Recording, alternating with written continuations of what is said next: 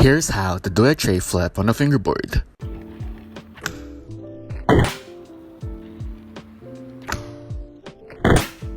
But first, let's start off with the finger position.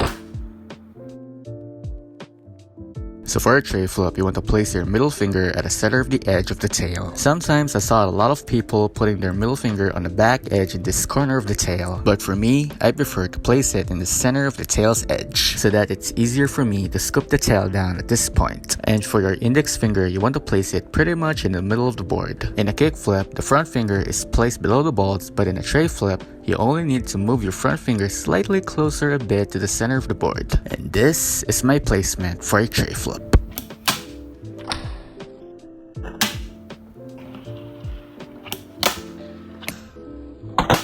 Now you got the finger position down, let's move on to the next step. Alright, so for this trick, you want to put more weight or put more pressure to your middle finger really hard. And your index finger is the only guide to holding the board down in place. Because the tray flip is all about putting more pressure to your middle finger as you can. So when it comes to tray flip, you should pop and snapping the tail down, then you want to scoop it with your middle finger really hard. It is really important to pop the tail down and then scoop to get a full 360-degree spin rotation.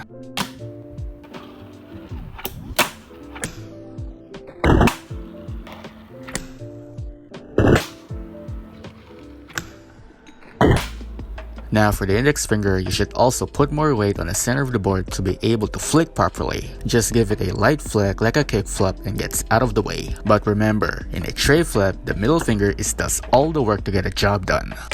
Speaking of a light flick, if you look closely in this video, I noticed that after I pop and scoop the tail on the ground, I kind of flick my index finger on the side of the edge of the board. And that's what helps me to flick the tray flip in a proper way in my opinion.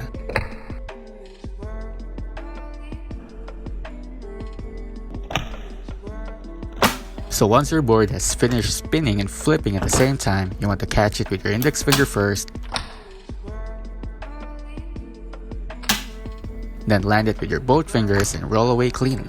So take your time with it, don't rush the process, you'll get them eventually if you just keep practicing over and over again until you ended up getting better at it. It's all about progression. Well, there you have it. Now you know how to do a tray flip. I hope this trick tip helps you. I'll see you in the next video and remember who taught that to you. Itachi Han. You're welcome.